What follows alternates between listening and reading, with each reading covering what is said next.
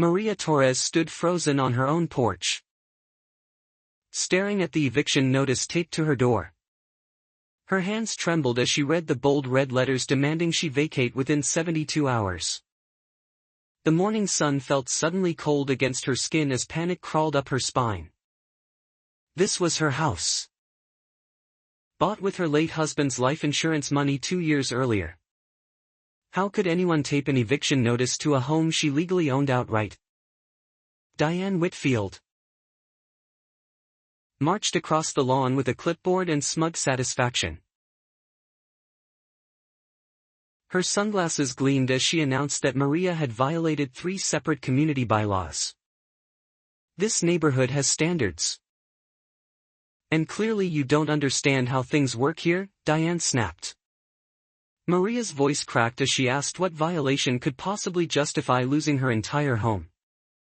Diane waved a stack of papers claiming unauthorized renovations and improper landscaping choices nobody approved. The real reason simmered beneath the surface, unspoken but obvious in Diane's cold, judging eyes. Maria was the only Latina homeowner on a street filled with manicured lawns and pale faces. Since moving in, notes, parking tickets, and constant surveillance complaints. Her son's bicycle in the driveway had earned 3 separate warnings within a single month. Neighbors whispered that Diane simply didn't want those kinds of people lowering property values nearby. Now the warnings had escalated into something far more sinister and devastating than mere harassment. "You have no right to do this," Maria said, though her voice wavered with growing fear. Diane smiled coldly and explained the HOA board had unanimously voted to reclaim the property. She claimed Maria's deed was somehow invalid due to improper transfer documentation from years ago. Maria's heart pounded as doubt crept in despite knowing she had paid for everything honestly. Could there really be some bureaucratic error buried deep within her late husband's complicated paperwork? Her elderly neighbor, Harold Briggs, watched from across the fence with growing concern and anger. He had lived on this street for 30 years and trusted Maria more than the HOA. Harold pulled out his phone and began recording every word of the heated exchange unfolding. "Diane's house invalid without a court order," he called out firmly. Diane shot him a withering glare, clearly annoyed by the unexpected witness to her scheme. "Stay out of this, Harold. Your precious neighborhood watch group," she hissed. Maria's hands shook as she scrambled to find her copy of the original property deed. She had filed it carefully in a fireproof box after her husband's sudden passing last year. Inside her house, drawers slammed as she searched desperately through folders of important family documents. Her son Mateo watched with wide, frightened eyes from the staircase, sensing his mother's panic. "Mom, are we losing our house?" he asked in a small, trembling voice. Maria forced a reassuring smile she didn't entirely feel as she continued her frantic search. "No, baby. I promise you that," she whispered with fierce determination. But doubt gnawed at her despite the brave words she offered to comfort her son. Diane's confidence outside suggested she believed she held real power over this entire situation. Maria finally found the folder, her fingers brushing against the worn edges of important papers. She pulled out the deed, the will, it with shaking hands. Walking back outside, she clutched the documents like a lifeline against impending devastating loss. The afternoon light caught the gold seal stamped across the official county recorded document. Diane's smirk faltered slightly as Maria approached with newfound steel in her posture and eyes. "I think you'll want to see this before you finish writing me up," Maria said calmly. Diane snatched the folder with exaggerated confidence, flipping through pages without truly reading the content. This proves nothing. The board has already made its final decision regarding this property, she insisted. Maria's pulse raced as frustration mixed with a strange, steady calm settling deep inside her chest.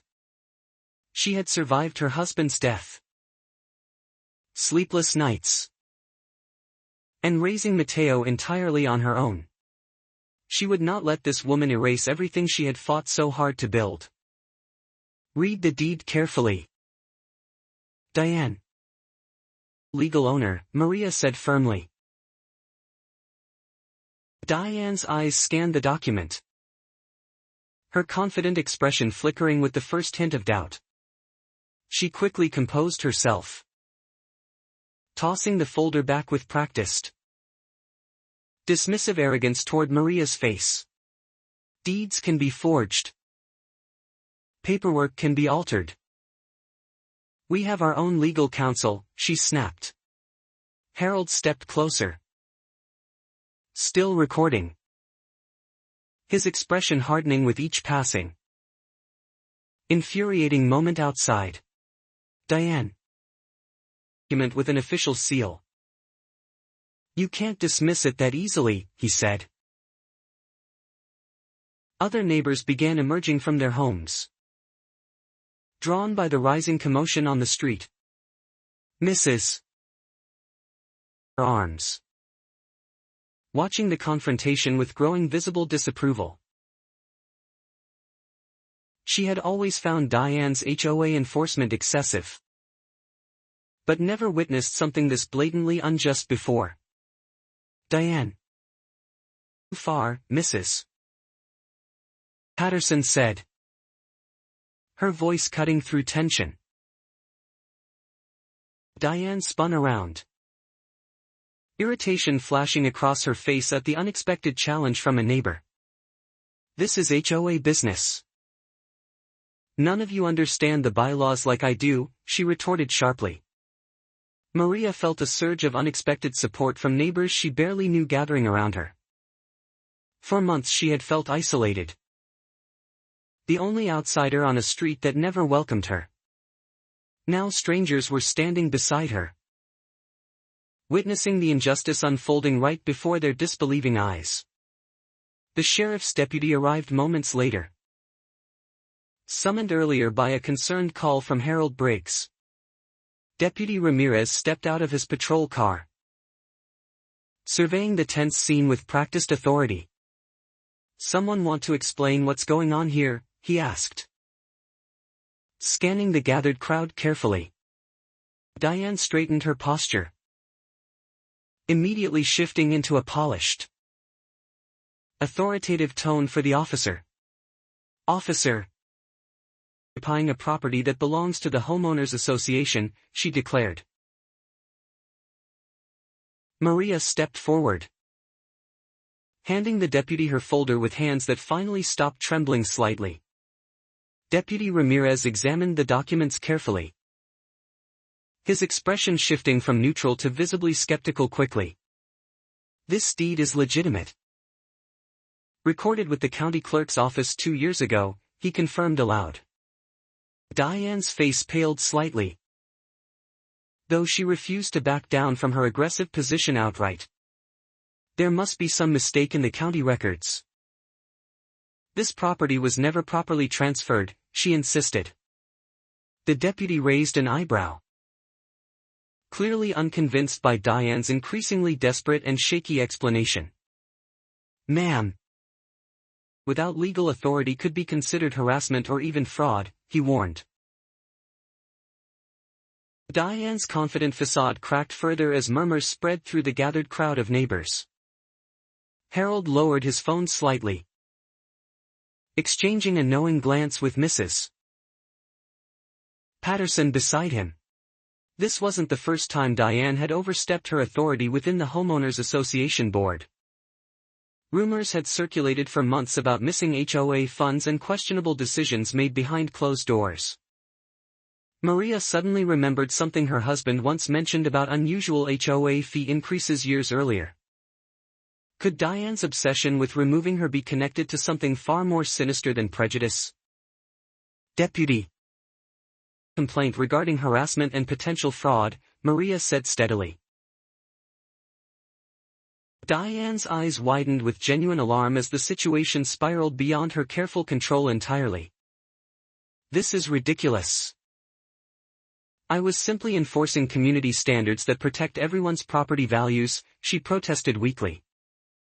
Mrs. Her voice firm and clear before the assembled crowd of witnesses.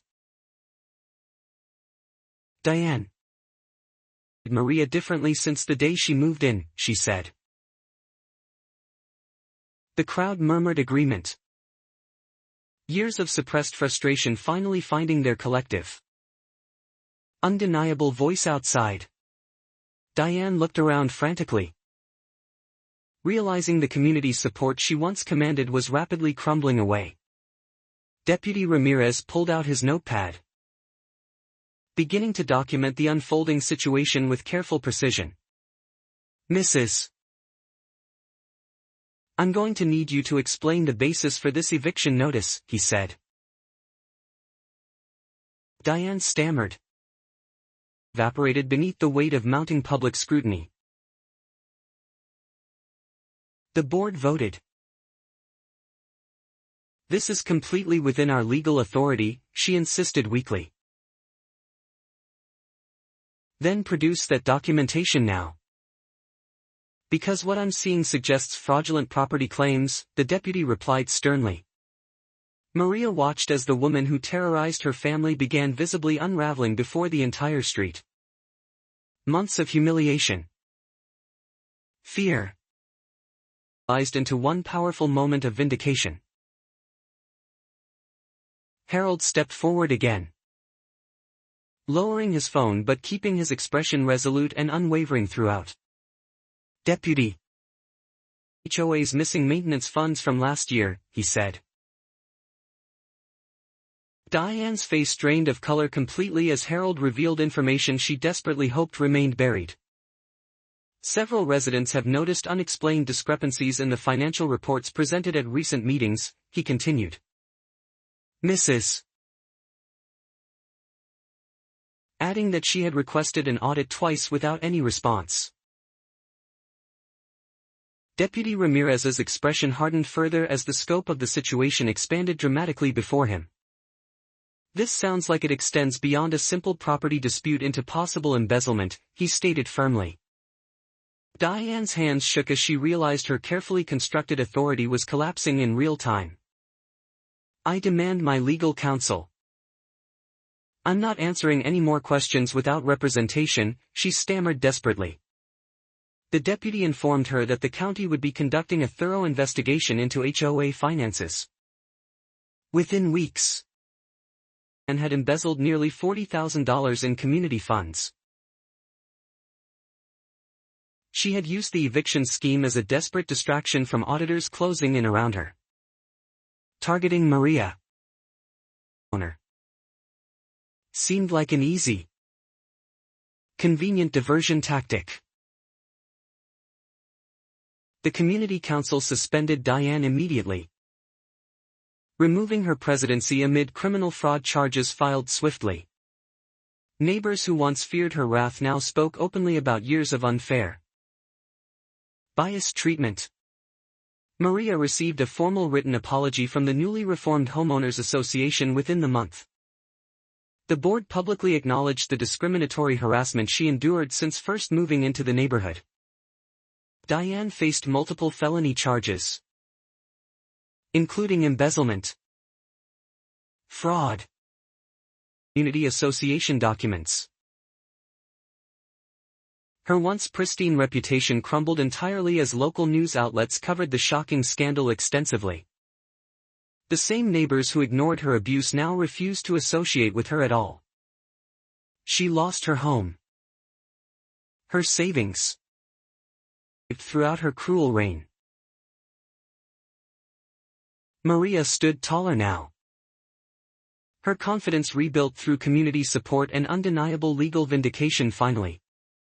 Harold became a close family friend, often sharing dinner with Maria and her son Matteo. Mrs. Gathering. Welcoming Maria properly into the community she always deserved. Matteo rode his bicycle freely now, without fear of unjust warnings or hateful written notices. The new HOA board implemented stricter transparency measures, preventing future abuses of granted power entirely. Maria framed her property deed, hanging it proudly in her living room as a reminder. It symbolized not just ownership, but resilience against injustice and quiet, unwavering determination throughout adversity. Her story spread through the community, inspiring other families who had faced similar silent discrimination. Justice had finally arrived. Slow but absolute. Dismantling abuse of power, one revealed truth at a time. Maria realized standing firm against cruelty, even when terrifying, ultimately protects what truly matters most.